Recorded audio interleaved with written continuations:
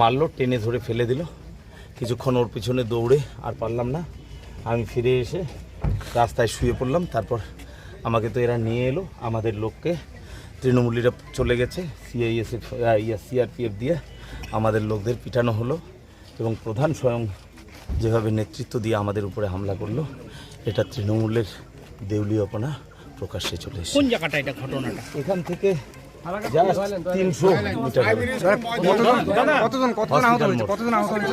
আমাদের একজনের মারাত্মকভাবে মাথা ফাটছে, বেশ কিছু লোক পড়ে গেছে, কারোর হাতে পায়ে লেগেছে, জামা কাপড় ছিঁড়েছে, আমার হাতে লেগেছে, পায়ে লেগেছে, আর জামা টামা ছিঁড়ে গেছে।